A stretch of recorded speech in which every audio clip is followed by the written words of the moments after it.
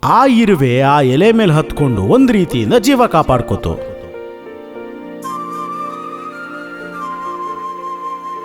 ತುಂಬ ಸುಸ್ತಾಗಿದ್ದ ಆ ಇರುವೆನ ಎಲೆ ಸಮೇತ ಎತ್ಕೊಂಡು ಹಾರ್ಕೊಂಡು ಹೋಗಿ ಅದರ ಜಾಗಕ್ಕೆ ಅದನ್ನ ಬಿಡ್ತು.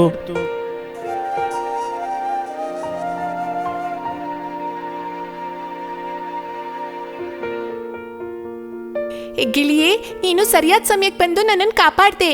ನೀನ್ ಬರ್ದೇ ಇದ್ದಿದ್ರೆ ನಾನು ನದಿಲ್ ಮುಳುಗಿ ಸತ್ತೋಗಿರ್ತಿದ್ದೆ. ಆ ಪರಿಸ್ಥಿತಿಯಲ್ಲಿ ನಿನ್ನನ್ನ ಕಾಪಾಡೋದು ಅದು ನನ್ನ ಅದೃಷ್ಟ ಅಂತ ಹೇಳ್ತೀನಿ. ಏನು, ನಿನ್ನ ಅದೃಷ್ಟನಾ? ಹೌದು, ಅದರಿಂದ ನಾನು ನಿನ್ನನ್ನ ಕಾಪಾಡೋದಕ್ಕೆ ಸಾಧ್ಯ ಆಯ್ತು. ಒಂದು ಜೀವನ ಉಳಿಸ್ದೆ ಅಲ್ವಾ, ಅದೇ ಅದೃಷ್ಟ ಅಂತ ಹೇಳಿದೆ.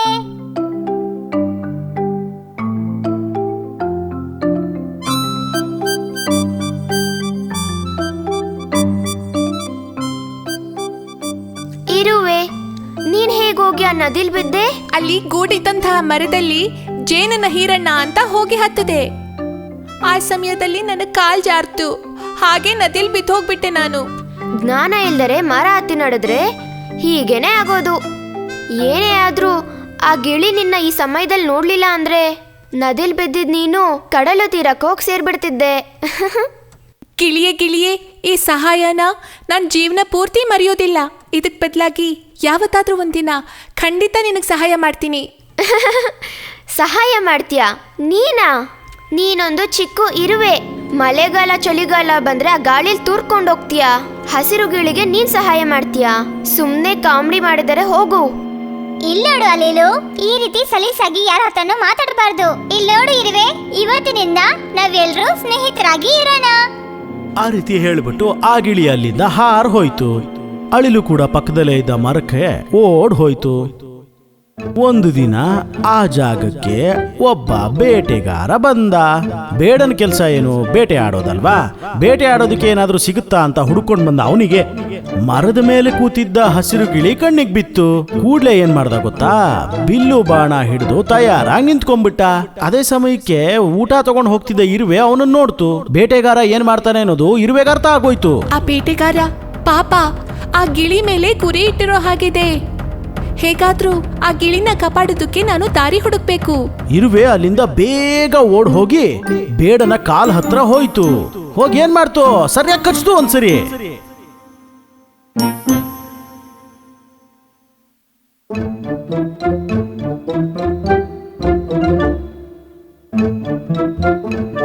ಹೇಗೂ ಒಂದು ಇವತ್ತು ಆ ಗಿಳಿನ ನಾನು ಕಾಪಾಡಿದ್ನಲ್ಲ. ಇಲ್ಲಿ ನೋಡು ಇರುವೆ, ದಯವಿಟ್ಟು ನನ್ನ ಕ್ಷಮಿಸು. ಅವತ್ತು ನಿನ್ನ ತುಂಬಾ ಆಡ್ಕೊಂಡ್ಬಿಟ್ಟೆ, ಅದಕ್ಕೆ ನಾನಿವತ್ತು ಕ್ಷಮೆ ಕೇಳ್ತಿದ್ದೀನಿ. ಅದೆಲ್ಲ ಪರವಾಗಿಲ್ಲ ಗೆಳೆಯ. ಭೂಮಿಲಿ ಒಂದೊಂದು ಜೀವಕ್ಕೂ ಕೂಡ ಅವ್ರವ್ರದೇ ಆದಂಥ ಶಕ್ತಿಗಳಿರತ್ತೆ. ಅದರಲ್ಲಿ ಚಿಕ್ಕದು ದೊಡ್ಡದು ಅಂತ ಯಾವತ್ತೂ ತುಲನೆ ಮಾಡಬಾರ್ದು.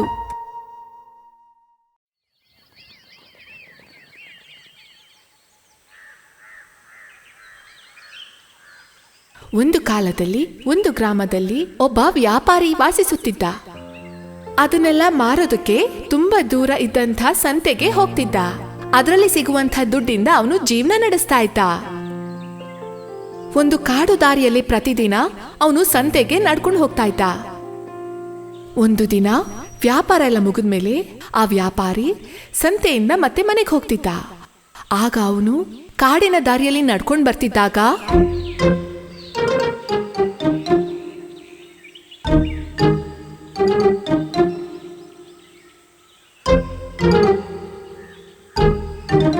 ಏನಿದು, ಇಲ್ಲೊಂದು ಮೂಟೆ ಹೀಗ್ ಬಿದ್ದಿದ್ಯಲ್ಲ, ಅದು ಅಲ್ಲಾಡ್ತಾ ಇದೆ. ಇದು ಅಂತದ್ದೇನಿರ್ಬೋದು ಈ ಮೂಟೆಲಿ? ಆ ವ್ಯಾಪಾರಿ ಆ ಮೂಟೆ ಹತ್ರ ಹೋಗ್ತಿದ್ದಾಗ ಆ ಮೂಟೆ ಒಳಗೆ ಅವನಿಗೆ ಅಳೋ ಶಬ್ದ ಕೇಳಿಸ್ತು. ಅಯ್ಯ, ಏನಯ್ಯ, ಯಾರಾದ್ರೂ ನನ್ನ ಕಾಪಾಡಿ, ನನ್ನನ್ನು ಕಾಪಾಡಿ, ನನ್ನನ್ನು ಕಾಪಾಡಿ. ಕಾಪಾಡ್ಬೇಕಾ? ಸರಿ, ನೀನ್ ಯಾರು? ಇದ್ರೊಳಗೆ ಹೋಗಿ ನೀನು ಹೇಗೆ ಸಿಗಾಕೊಂಡೆ? ನಾನೊಂದು ಮೊಸಳೆ. ಒಬ್ಬ ಬೇಟೆಗಾರ ಬುದ್ಧಿವಂತಿಕೆಯಿಂದ ಕಟ್ಟಿ ಇದ್ರಲ್ಲಿ ಹಾಕಿದ್ದಾನೆ. ಹೇಗಾದ್ರೂ ಮಾಡಿ ನನ್ನ ಇದರಿಂದ ಕಾಪಾಡಿ. ಕಾಪಾಡ್ಬೇಕಾ? ನೀನು ಬೇರೆ ಮೊಸಳೆ ಅಂತೀಯಲ್ಲ, ನಿನ್ನ ನಾನು ಕಾಪಾಡಿದ್ರೆ ನೀನು ನನ್ನನ್ನು ಹಿಡ್ಕೊಂಡು ತಿಂದ್ಬಿಡ್ತೀಯಲ್ಲ. ಚೇಚೆ, ಹಾಗಿಲ್ಲ. ನಾನು ನಿಮ್ಮನ್ನು ಖಂಡಿತವಾಗ್ಲೂ ತಿನ್ನಲ್ಲ. ನೀನು ನನ್ನನ್ನು ಕಾಪಾಡಿದ್ರೆ ಅದಕ್ಕೆ ಖಂಡಿತವಾಗೂ ಸಹಾಯ ಮಾಡ್ತೀನಿ. ನೀನು ಹೇಳೋದನ್ನ ನಾನು ಹೇಗೆ ನಂಬೋದು ಹೇಳು? ನೀನು ಧಾರಾಳವಾಗಿ ನನ್ನನ್ನು ನಂಬಬಹುದು. ಹಾಗಾದ್ರೆ ನಾನು ನಿನ್ನ ಕಾಪಾಡ್ತೀನಿ. ಮೊದಲೇ ಆ ಮಾತುಗಳನ್ನ ನಂಬದಂಥ ಆ ವ್ಯಾಪಾರಿ ಆ ಮೂಟೆಗೆ ಕಟ್ಟಿದಂಥ ಕಟ್ಟನ್ನ ಬಿಚ್ಚಿ ಅದರಲ್ಲಿದ್ದಂಥವನ್ನ ಕಾಪಾಡ್ದ. ಹಬ್ಬ, ತಪ್ಪಿಸ್ಕೊಂಡ್ಬಿಟ್ಟಪ್ಪ. ಖಂಡಿತವಾಗ್ಲೂ ನಾನು ನಿನಗೆ ಸಹಾಯ ಮಾಡೇ ಮಾಡ್ತೀನಿ. ಆದರೆ ನನಗೆ ತುಂಬ ಹಸುವಾಗ್ತಿದೆ. ನಾನೀಗೇನಾದರೂ ತಿಂದಿಲ್ಲ ಅಂದರೆ ಆಮೇಲೆ ಸತ್ತೇ ಹೋಗ್ಬಿಡ್ತೀನಿ. ಸದ್ಯಕ್ಕೆ ನಾನು ನಿನ್ನನ್ನೇ ತಿನ್ಬಿಡ್ತೀನಿ. ಏಯ್, ನಿನಗೆ ಒಂದು ಸ್ವಲ್ಪನೂ ಕೃತಜ್ಞತೆನೇ ಇಲ್ಲ. ನಿನ್ನನ್ನು ಕಾಪಾಡಿದ ನನ್ನನ್ನೇ ತಿಂದುಬಿಡ್ತೀನಿ ಅಂತ ಹೇಳ್ತೀಯಾ? ಇದು ಒಂದು ಸ್ವಲ್ಪನೂ ಸರಿ ಇಲ್ಲ. ನೀನು ನನ್ನ ಆಹಾರ.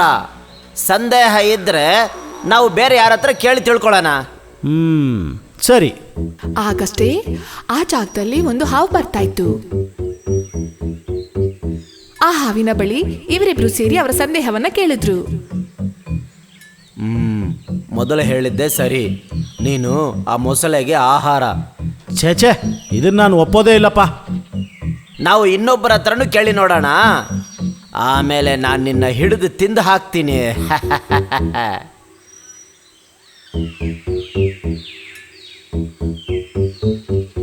ಅದಾದ ನಂತರ ಅವರು ಒಂದು ನರಿ ಹತ್ರ ಹೋಗಿ ಅವರ ಸಂದೇಹವನ್ನ ಕೇಳಿದ್ರು. ನೀವು ಇಬ್ರು ಹೇಳೋದ್ರಲ್ಲೂ ವಿಷಯ ಇಲ್ಲ ಅಂತ ನಾನು ಹೇಳೋದಿಲ್ಲ. ಅದೇನಂದ್ರೆ ಅದು ಬಂದು ನ್ಯಾಯವಾಗಿ ಹೇಳಬೇಕು ಅಂದರೆ ಹಸುವಾಗಿರೋ ಅಂತ ಈ ಮೊಸಳೆಗೆ ಊಟ ಮಾಡೋದಕ್ಕೆ ಅಧಿಕಾರ ಪೂರ್ತಿಯಾಗಿರುತ್ತಲ್ವಾ? ನೀವೆಲ್ಲ ಹೇಳ್ತಿರೋದು ಯಾವುದೂ ಸರಿ ಇಲ್ಲ. ಕಾಪಾಡೋಕೆ ಬಂದವನ್ನೇ ತಿನ್ನುವಂಥದ್ದು ನ್ಯಾಯವೇ ಅಲ್ಲ. ಆಗ ಆ ಜಾಗದಲ್ಲಿ ಒಬ್ಬ ವ್ಯಕ್ತಿ ನಡ್ಕೊಂಡು ಬರ್ತಾ ಇದ್ದ. ಅವನ ಅಭಿಪ್ರಾಯನೂ ಕೇಳೋಣ ಅಂತ ಇವರು ನಿರ್ಧಾರ ಮಾಡಿದ್ರು. ಅವರು ಇಬ್ಬರು ಹೇಳಿದ್ದನ್ನೇ ಈ ಮನುಷ್ಯನು ಹೇಳ್ತಾನೆ ನೋಡು. ಖಂಡಿತವಾಗ್ಲೂ ನಾನು ನಿನ್ನನ್ನು ಇವತ್ತು ತಿನ್ಬಿಡ್ತೀನಿ. ನಿಮ್ಮಿಬ್ರು ಮಧ್ಯ ನಡೆದಿರೋ ವಿಷಯನ ಪೂರ್ತಿಯಾಗಿ ಅರ್ಥ ಮಾಡ್ಕೊಂಡಿರೋದ್ ಮೇಲೇನೆ ಅಪ್ಪ ನಿಮ್ಮಿಬ್ರಿಗೂ ನಾನು ಒಳ್ಳೆ ನಿರ್ಧಾರನ ಹೇಳೋಕ್ಕಾಗೋದು. ಹೇಳಿ, ಮೊದಲು ಏನಾಯ್ತು? ನಾನು ಸಂತೆಗೆ ಹೋಗಿ ಇದೇ ದಾರಿಲಿ ವಾಪಸ್ ಬರ್ತಿದ್ದೆ. ಅದನ್ನ ಹಾಗೆ ಸ್ವಲ್ಪ ನಟಿಸಿ ತೋರ್ಸಪ್ಪ. ಇನ್ನೋಡಪ್ಪ, ಇದೇ ಥರಾನೇ. ಈಗ ನನ್ಗೆಲ್ಲ ಅರ್ಥ ಆಯ್ತು. ಆಗ ಸಮಯದಲ್ಲಿ ಮೊಸಳೆ ಎಲ್ಲಿತ್ತು ಹೇಗಿತ್ತು ಅಂತ ಏನು ಹೇಳಲೇ ಇಲ್ವೇ? ಅದೇ ಅರ್ಥ ಆಗಿಲ್ಲ. ಅದನ್ನ ಸ್ವಲ್ಪ ನಟಿಸಿ ತೋರ್ಸು ನೋಡೋಣ. ನಾನು ಚೀಲದಲ್ಲಿ ಸಿಕ್ಕಾಕೊಂಡಿದ್ದೆ. ಸಿಕ್ಕಾಕೊಂಡಿದ್ಯಾ? ಏನ್ ಹೇಳ್ತಿದ್ಯಾ ನೀನು? ನನ್ಗೇನು ಅರ್ಥ ಆಗ್ತಿಲ್ವೇ? ಮೊಸಳೆ ಮತ್ತೆ ಅದು ಹೇಗೆ ಅಂತ ಮಾಡಿ ತೋರ್ಸು. ನೋಡಿ, ಇದೇ ರೀತಿನೇ ಇದರ ಒಳಗಡೆ ನಾನು ಹೀಗಿದ್ದೆ. ಹಾಗ ಹೀಗೆ ಇದು ಗೋಣಿ ಚೀಲದಲ್ಲಿ ಸಿಕ್ಕಾಕೊಂಡಿತ್ತಾ? ಹಾಗಿದ್ರೆ ನನ್ ಸಂದೇಹ ಇದೇನೆ. ಗೋಣಿ ಚೀಲ ಆಗ ತೆರೆದಿತ್ತಾ? ಅದಲ್ಲಪ್ಪ, ಅದು ಹೊರಗಡೆಯಿಂದ ಕಟ್ ಹಾಕಿದ್ರು. ಅದನ್ನ ಹೇಗ್ ಕಟ್ ಹಾಕಿದ್ರು ಅದು ಗೊತ್ತಾ? ಗೊತ್ತು ನನಗೆ.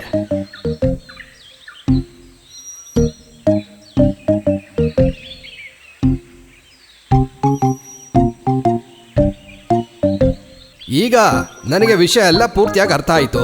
ಈ ಗೋಣಿ ಚೀಲದಲ್ಲಿ ಮೊಸಳೆ ಹಾಗೆ ಬಿದ್ದಿರ್ಲಿ, ಇದ್ರ ಒಳಗಡೆನೆ ಸಿಕ್ಕಾಕೊಂಡು ಹಾಗೆ ಇರ್ಲಿ ಬಿಡಿ. ಕಾಪಾಡ್ದವನ್ನ ಕೊಂದು ತಿನ್ನೋದು ನ್ಯಾಯವೇ ಅಲ್ಲ. ನನ್ನ ಜೀವ ಉಳಿಸಿದ ನಿಮ್ಮನ್ನ ನಾನು ಯಾವತ್ತೂ ಮರೆಯೋದಿಲ್ಲ. ಕಾಪಾಡ್ದವ್ರನ್ನ ಹಿಡಿದು ತಿನ್ನೋದು ಯಾವತ್ತೂ ನ್ಯಾಯವಾದ್ದಲ್ಲ.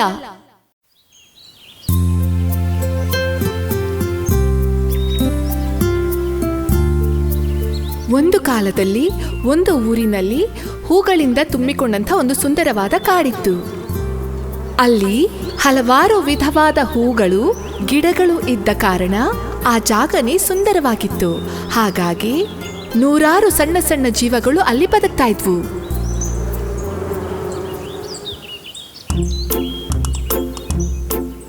ಆ ಗುಂಪಿನಲ್ಲಿ ಒಂದು ಮಿಡಿತೆನೂ ಬದುಕ್ತಾ ಇತ್ತು.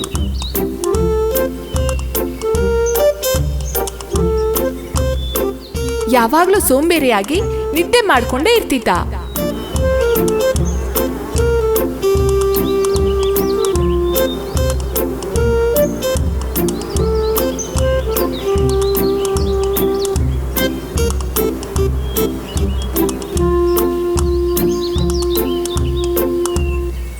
ಸ್ನೇಹಿತರುಗಳೇ, ಇದಕ್ಕೋಸ್ಕರ ನೀವು ಯಾವಾಗಲೂ ಕಷ್ಟ ಬೀಳ್ತಿರ್ತೀರಲ್ಲ, ನಿಮಗೆ ವಿಶ್ರಾಂತಿ ಮಾಡುವ ಅವಶ್ಯಕತೆ ಇಲ್ಲವಾ? ಇಲ್ಲಿ ನೋಡು ಗೆಳೆಯ, ವಿಶ್ರಾಂತಿ ಇಲ್ಲೇ ಕೆಲಸ ಮಾಡ್ತಿದೀವಿ ಅಂದ್ರೆ ಮಳೆಗಾಲ ಬೇಸಿಗೆಗಾಲ ಬಂದಾಗ ಅದ್ರ ತಕ್ಕ ಊಟ ಸಿಗುತ್ತೆ. ಈ ಜೀವ ಇರುವುದೇ ಸಂತೋಷವಾಗಿರಕ್ಕೆ. ಹಾ, ನೀವು ಒಳ್ಳೆ ಮೂರ್ಖ ತರ ಕಾಣಿಸ್ತಿದ್ದೀರಲ್ಲ. ಜೀವನ ಹೇಗೆ ಅನುಭವಿಸ್ಬೇಕಂತ ನಿಮ್ಗೆ ಗೊತ್ತಾಗ್ತಿಲ್ಲ.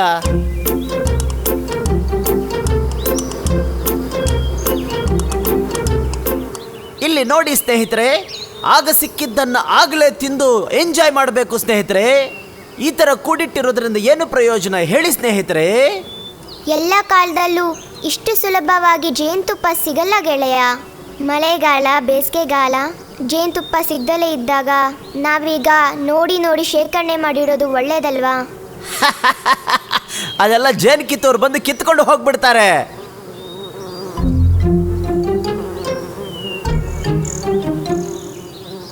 ಗೆಳೆಯರೇ, ಆ ಮಿಡತೆ ಹೇಳಿದ್ದು ನೀವೆಲ್ಲ ಕೇಳಿಸ್ಕೊಂಡ್ರಾ? ಹಾ, ಕೇಳಿಸ್ಕೊಂಡ್ವಿ. ಅದೆಲ್ಲ ಈ ಕಿವಿಯಲ್ಲಿ ಕೇಳಿಸ್ಕೊಂಡು ಈ ಕಿವಿಯಿಂದ ಬಿಡ್ಬೇಕು. ಒಳ್ಳೆ ಕಾಲ ಬಂದಾಗ ಆಹಾರ ಸೇರಿಸಿಡ್ಬೇಕು. ಮಳೆಗಾಲ ಮತ್ತೆ ಬೇಸಿಗೆಗಾಲ ಬಂದಾಗ ನಮಗೆ ಊಟದ ಸಮಸ್ಯೆ ಇರೋದಿಲ್ಲ. ಆ ಮಿಡತೆ ತುಂಬಾ ಅಹಂಕಾರದಿಂದ ನಡ್ಕೊಳ್ತಿದೆ. ಅವನಿಗೆ ಆ ಸದ್ಯಕ್ಕೆ ಊಟ ಸಿಕ್ಕಿದ್ರೆ ಸಾಕು. ಅವನಿಗೆ ನಾಳೆ ಏನ್ ನಡೆಯುತ್ತೆ ಅನ್ನೋ ಚಿಂತೆನೇ ಇಲ್ಲ. ಅದಕ್ಕೆ ಅವನಿಗೆ ಪ್ರತಿಫಲ ಬರಗಾಲ ಬಂದಾಗ ಗೊತ್ತಾಗುತ್ತೆ. ಹೌದೌದು, ಸೋಂಬೇರಿಗಳು ಎಲ್ಲಾ ವಿಷಯಕ್ಕೂ ನೆಪ ಮಾಡಿ ತಪ್ಪಿಸ್ಕೊಳ್ತಾರೆ. ಬರಗಾಲ ಬಂದಾಗ ಅವನ್ಗೆ ಸರಿಯಾಗಿ ಗೊತ್ತಾಗುತ್ತೆ. ಕಡೆಯಲ್ಲಿ ಒಳ್ಳೆ ಕಾಲ ಮುಗಿದು ಹೋಗಿ ಬರಗಾಲ ಶುರುವಾಗೋಯ್ತು.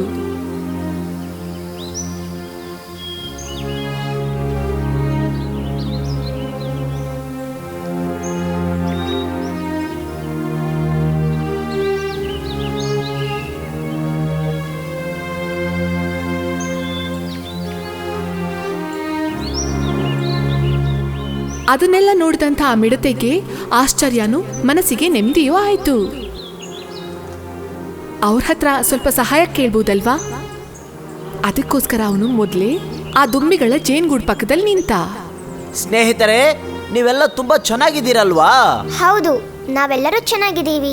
ಹೌದು, ನೀನ್ ಯಾಕೆ ನಮ್ಮನ್ನೀಗ ಹುಡ್ಕೊಂಡು ಬಂದಿದ್ಯಾ? ನನ್ನಿಂದ ಈ ಹಸುವನ್ನು ತಡೆಯಕ್ಕಾಗ್ತಾ ಇಲ್ಲ. ನೀವು ನನಗೇನಾದರೂ ಆಹಾರನ ಕೊಡಕ್ಕಾಗುತ್ತಾ? ನಾವು ಕಷ್ಟಪಟ್ಟು ಸೇರಿಸಿರೋ ಜೇನು ಸ್ವಲ್ಪ ಮಾತ್ರ ಇದೆ ನಮ್ಮ ಹತ್ರ, ಜಾಸ್ತಿ ಇಲ್ಲ. ಅದು ನಮ್ಗೆ ಸಾಕಾಗಲ್ಲ.